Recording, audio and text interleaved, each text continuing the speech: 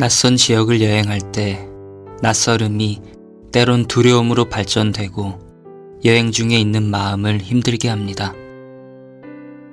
그러나 태양을 바라보고 생각해 보면서 큰 위로를 받을 수 있었습니다. 나를 비춰주는 저 태양이 아브라함 시대에도 있었고 예수님의 공생의 사역 중에도 바울의 수차례의 전도 여행길에도 그 위에 있었습니다. 유사일에 변함없는 동일한 저 태양은 그래서 때론 하나님 혹은 예수님에 대해서 비유되곤 합니다. 그렇습니다.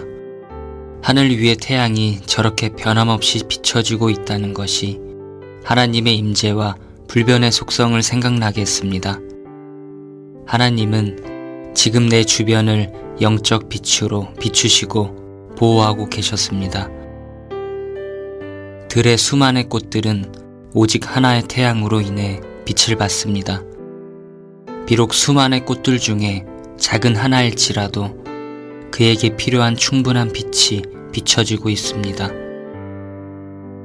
나도 작은 들꽃 중에 하나 같지만 내게 필요한 충분한 빛이 영적 태양이신 나의 하나님, 구속주 예수님으로부터 비춰지고 있습니다. 그 옛날 이스라엘의 광야 생활 때에 타오르는 불기둥과 구름기둥이 하나님이 그들과 함께 하시는 것의 상징이었던 것처럼 저 태양도 내게 있어서는 하나님의 변함없는 동행과 임재의 표징입니다. 태양이 떠오르는 한 나는 그날의 은혜에 대해 의심하지 않겠습니다. 내게 비추는 태양이 빛이 있는 한 어느 곳에서나 두려워하지 않겠습니다. 주님이 나와 함께 계시는 그 분명한 증거 앞에서 나는 담대히 찬송을 부르겠습니다. 때론 폭풍이 불고 먹구름의 태양이 가리는 캄캄한 날에도 그 뒤에 있는 태양을 알고 있기에 나의 찬송을 멈추지 않고 계속 나는 주님을 찬양하겠습니다. 나를 노래하게 하신 주님을 더욱 찬양합니다. 내 영혼의 햇빛 비치니 주 영광 찬란해. 이 세상의 어떤 빛보다 이 빛 더 빛나네. 주의 영광 빛난 그 빛 내게 비춰 주시옵소서. 그 밝은 얼굴 배울 때 나의 영혼이 기쁘다. 서도성 목사님의 단상 태양이 주는 교훈이었습니다.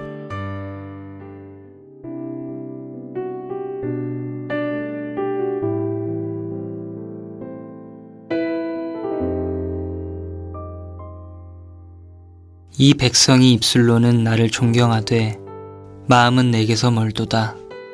사람의 계명으로 교훈을 삼아 가르치니 나를 헛되이 경배하는도다. 마태복음 15장 8절 9절 말씀. 17세기 프랑스의 철학자 파스칼은 그의 글 팡세를 통해 하나님 앞에 세 가지 부류의 사람을 소개하고 있다.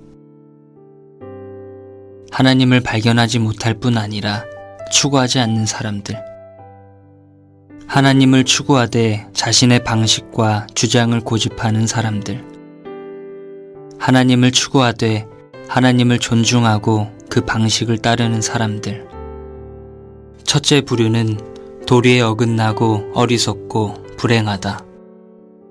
그러나 둘째와 셋째는 하나님을 추구하고 있다는 공통점이 있는 반면 방법에 있어서의 차이점을 발견해 볼 수 있다.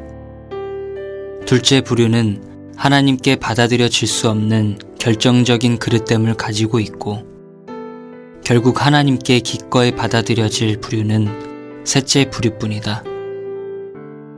우리가 성경을 통해 발견하는 두 사람의 이야기는 대부분 둘째와 셋째 부류에 대한 이야기이다. 처음 하나님께 제사를 드렸던 가인과 아벨, 성전에 올라가서 기도했던 두 사람 바리새인과 세리, 포도원에서 일할 것을 아버지께 부탁받았던 두 아들, 탕자의 이야기 속에 등장한 두 아들. 그들은 하나님을 추구하고 있다는 공통점을 갖고 있었지만 하나님께서 그들을 받아들이실 수는 없었다. 왜 하나님을 추구하면서도 결과적으로는 하나님 앞에 이뤄지는 인생이 되었을까? 그들은 하나님을 추구하고 있지만 정작 하나님에 대해서 무지했다. 모든 사람에게 하나님의 말씀인 성경을 배우는 것은 의미와 가치가 있다. 어리석은 열심에 취해 자만심에 빠지기 전에 먼저 할 것은 겸손히 하나님의 말씀을 경청하는 것이다. 먼저 하나님께서 우리에게 말씀하시는 분명한 뜻을 이해하도록 하자. 그리고 겸손히 그 말씀을 붙들고 순종하여 살아가도록 하자.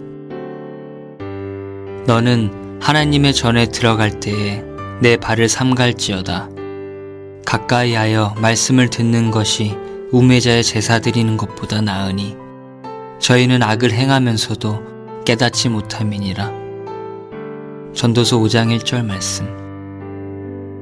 우성준 목사님의 묵상 두 사람 이야기였습니다.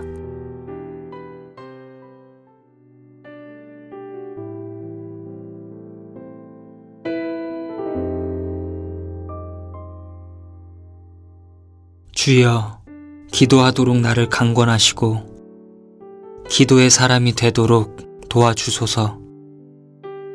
오직 기도만이 이 세상을 이기는 힘과 능력의 근원임을 주께서 일깨워 주셨기 때문입니다. 기도를 방해하는 모든 의심, 잡념, 끈질긴 세상 욕심, 생활의 염려, 불길 같은 정욕이 나를 사로잡을 때 기도를 멈추지 않고 그 모든 것을 곧바로 은혜의 보좌 앞에 자백하며 쏟아놓게 하소서.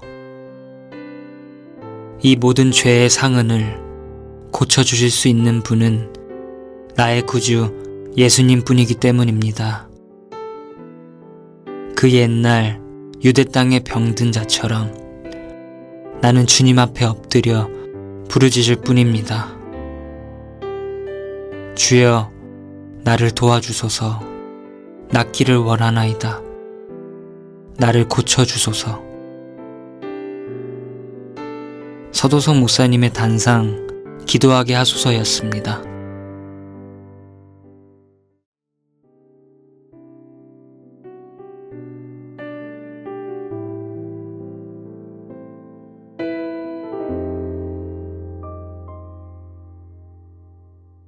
사람의 눈은 제한된 것만을 볼 수 있다. 우리의 눈은 너무 작거나 혹은 너무 크거나 멀리 있는 것은 볼 수 없다. 우리는 때로 그것을 답답하게 여기며 다른 방법으로 보이지 않는 세계를 보고자 한다. 예를 들면 현미경이나 망원경, 엑스레이, 적외선 등을 이용하여 육안으로는 볼 수 없는 것을 보고자 한다. 그러나 만일 우리의 눈이 모든 것을 볼 수 있다면 예컨대 우리 손에 붙어 사는 수많은 미생물, 발효된 음식물 속의 세균들을 보게 된다면 정상적인 생활은 불가능해지고 온통 혼란스러움과 괴로움만 생길 것이다. 하나님의 섭리도 마찬가지이다. 우리가 성경을 통하여 알 수 있는 것이 있고 성경에 계시되지 않은 몰라도 되는 것이 분명히 있다. 모든 것을 우리 지각으로 이해할 수 있는 것은 아니다. 하나님이 우리에게 계시하여 가르쳐 주신 부분만 알고 있는 것이 우리에게 유익할 것이다. 하나님의 모든 섭리가 육체를 가진 연약한 우리에게 계시되지 않는 것은 우리를 사랑하시는 하나님의 또 다른 은혜일 것이다. 나는 내가 모르는 것이 많음을 인해서도 하나님께 감사한다. 내게 알려주시지 않은 부분도 나의 유익을 위한 것임을 알고 있기 때문이다. 서도소 목사님의 단상, 보이는 것과 보이지 않는 것이었습니다.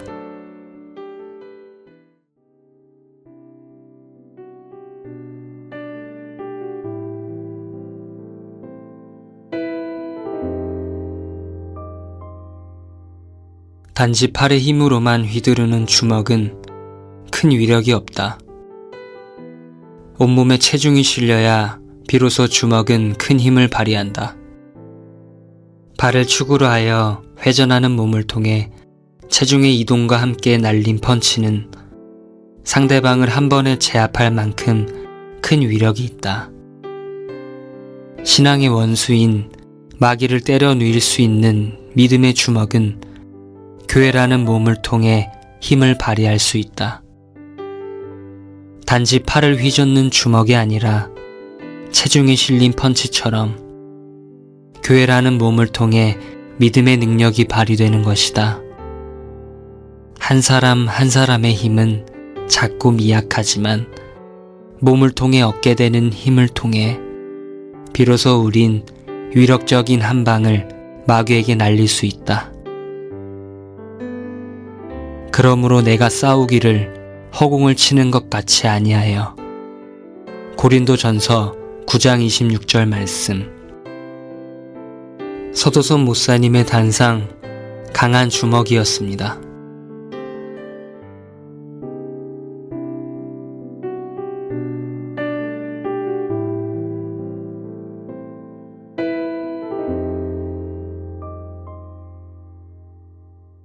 너 자신을 알라 라고 한 철학자는 외쳤다. 먼저 자신이 아무것도 알지 못한다는 것을 깨달아야 비로소 참된 지식을 알 수 있고 그 후에 그 지식을 행동으로 옮기라는 뜻이다. 같은 원리가 신앙에도 적용될 수 있다. 올바른 신앙생활은 먼저 자신에 대한 철저한 발견에서부터 시작된다. 죄성이 가득한 마음과 진정한 선을 행할 수 없는 자신의 무능함을 깨달아야 한다. 또한 거룩한 하나님 앞에서 이러한 자신이 심판과 저주를 받게 될 운명이라는 것도 발견해야 한다. 이러한 자신에 대한 발견은 왜 우리에게 구세주가 필요한가를 깨닫게 해준다. 자기 자신에 대한 정확한 평가는 겸손이라는 선물을 안겨준다. 이로 인해 비로소 우리는 무릎을 꿇고 구세주를 향해 믿음의 손을 내밀게 되는 것이다. 자신의 실체를 발견해 나가는 과정은 때론 고통스럽지만 그 과정에서 우리는 비로소 십자가에 못 박힐 수밖에 없었던 우리의 구세주를 발견하게 된다. 구세주를 발견한 후에 우리는 그 안에서 하나님의 자녀라는 신분과 의롭다는 선언을 얻게 되었다. 이제 구세주 안에서 새로운 신분과 위치를 가지고 그분과 함께 그분과 같은 삶의 태도로 살아가야 한다. 서도성 목사님의 단상, 너 자신을 알라 였습니다.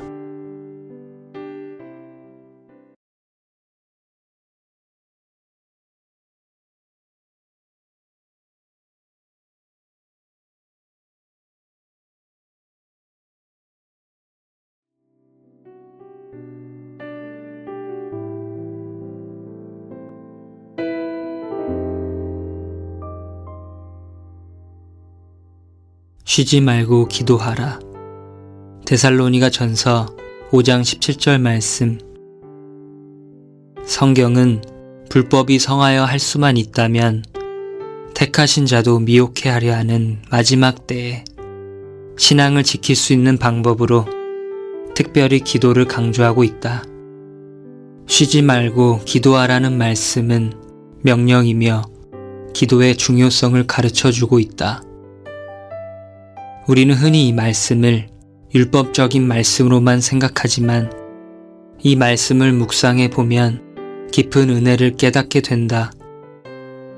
첫 번째로, 하나님은 우리를 개인적으로 친밀하게 여겨주시며 우리의 기도를 들어주시겠다고 약속하고 계신다. 하나님은 기꺼이 낮은 우리와 개인적 관계를 가지시며 그분과의 대화를 허락하신 것이다. 주님이 기도하라고 명령하신 것은 그 기도를 들으시겠다는 뜻이다. 두 번째로, 쉬지 말고 라는 구절에서 하나님은 언제 어디서든지 우리에게 관심을 갖고 지켜보고 계신다는 것을 가르쳐 주고 있다. 세 번째로, 쉬지 말고 기도하라는 명령은 우리 주변에 많은 유혹과 위험이 항상 있다는 것을 일깨워 준다. 기도를 소홀히 하면 우리는 언제든지 육체와 세상 그리고 마귀에게 치명타를 입을 수 있다. 우리가 살고 있는 세상은 신앙의 대적자들이 우글거리는 적지이다. 우리는 이리떼 속에 놓여진 양과 같다. 기도의 보호막만이 우리를 지킬 수 있다. 그러므로 쉬지 말고 기도해야 하며 결코 멈출 수 없다. 네 번째로, 형식적이고 단편적인 기도 생활이 얼마나 옳지 않은가를 가르쳐 주고 있다. 우리는 형식적인 기도 생활만으로 스스로 만족할 수 있다. 차라리 기도를 전혀 하지 않는다면 지금의 영적 황폐함이 기도의 단절 때문이라는 것을 깨달을 텐데, 형식적이고 단편적인 기도 생활에 스스로 만족함으로 오히려 영적인 병을 더욱 키워나가는 경우가 많이 있다. 어중간하게 타협된 순종은 불순종과 같다는 사실을 깨달아야 한다. 성경은 결코 가끔 형식적으로 기도하라고 하지 않는다. 쉬지 말고 기도할 것을 명령하고 있다. 쉬지 말고 기도하라. 서도손 목사님의 단상, 쉬지 말고 기도하라 였습니다.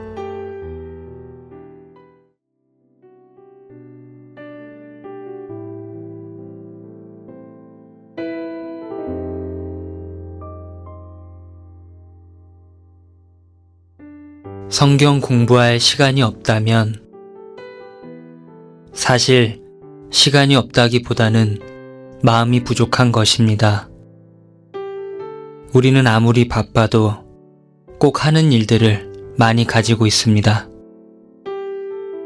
때를 놓친 식사를 하거나 윗사람과 약속을 하거나 혹은 사랑하는 사람과 오붓한 시간을 갖고자 할 때 시간을 기꺼이 만듭니다. 먼저는 주님을 향하여 식어가는 마음이 성경을 읽을 충분한 시간을 갖지 못하게 하는 것입니다. 그러나 혹 정말로 성경 공부할 충분한 시간을 가지고 있지 않다면 학창시절 공부하던 비결 가운데 하나를 제시하고자 합니다. 시간이 없으면 집중력을 키우라는 조언입니다.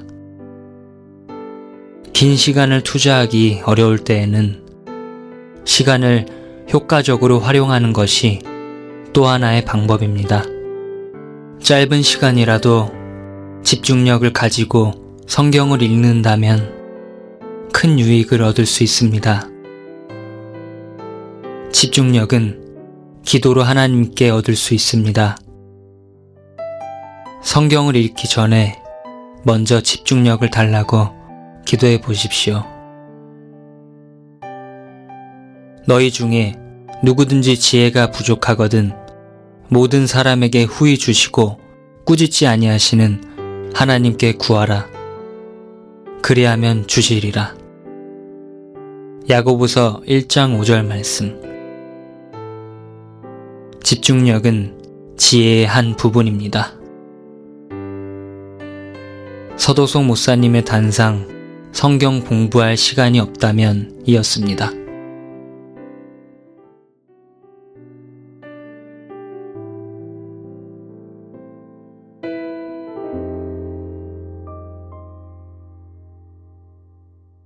다니엘의 하나님은 예수 그리스도의 하나님이시며 또한 요한, 베드로, 그리고 바울의 하나님이시다. 그뿐만 아니라 십자가에서 완성된 구속의 언약을 통해 나의 하나님도 되셨다. 이러한 놀라운 은혜는 차가운 나를 항상 뜨겁게 바꿔놓는다. 굶주린 사자의 입을 봉하시고 다니엘을 건지신 그 하나님은 예수님을 통하여 풍랑을 다스리고 각색의 병든 자를 고치시며 죽은 자를 살리시기도 하셨다. 또한 갈릴리 호수의 평범한 어부들을 통하여 역사를 바꾸는 기적을 계속적으로 베푸셨다. 이제 그 동일한 하나님이 우리와 함께 계신다. 하나님의 능력은 기록된 그 시대를 넘어 현재까지 동일하시다. 살아있는 굶주린 사자의 입을 막으신 다니엘의 하나님을 기억하고 현재 나의 삶 속에서도 동일하게 역사하시는 하나님을 바라보자. 지금도 사단은 우는 사자같이 삼킬 자를 찾아 두루 다니고 있다. 근신하라, 깨어라. 너희 대적 마귀가 우는 사자같이 두루 다니며 삼킬 자를 찾나니. 베드로전서 5장 8절 말씀. 사단은 천사장의 하나로서 영적 능력을 갖고 있으며 간사한 지혜를 가지고 수천 년간 인간을 다양한 방법으로 속여온 숙달된 경력의 소유자이다. 그에 비하여 우리는 너무도 연약하고 미련하기도 하며 짧은 인생의 날수로 인하여 영적 전쟁의 경험이 너무나도 부족한 존재이다. 그러한 우리가 사단과의 영적 전투에서 어떻게 지금까지 큰 부상 없이 지내올 수 있었으며 어떻게 주 예수를 향한 신실한 증거를 마음속에 이렇듯 굳게 잡고 있을 수 있었는지 궁금하지 않은가? 그것은 사자의 입을 막으신 다니엘의 하나님이 지금도 사자 같은 사단의 입을 막고 계시기 때문이다. 자신의 본성적 연약함을 깊이 생각해보고 어떻게 자신이 믿음을 지키며 있을 수 있는가 그 이유를 찾아보라. 그리하면 보이지 않는 곳에서 너무도 확실하고 분명하게 우리를 붙들고 계시는 구세주의 손길을 발견하게 될 것이다. 그렇듯 회의적이며 변론적인 내가 어떻게 예수님을 믿게 되었을까? 본성적 욕망 하나 제대로 절제하지 못하던 내가 어떻게 신앙을 갖게 되었을까? 부모의 헌신적 사랑 앞에서도 차갑던 내가 구세주의 사랑을 어떻게 자연스럽게 믿게 된 것일까? 작은 일에 상처받고 주변 사람들과 잘 어울리지 못했던 내가 어떻게 다양한 성격과 배경을 갖고 있는 성도들과 가까이 지낼 수 있는 걸까? 작은 일조차도 지속하지 못한 끈기 없는 내가 어떻게 지금까지 믿고 있는 걸까? 나는 비로소 이 모든 일 뒤에 예수님이 나를 붙들고 계시다는 것을 깨닫게 되었다. 그는 나를 십자가에서 구속하셨고 현재까지 붙잡고 지키시고 계셨다.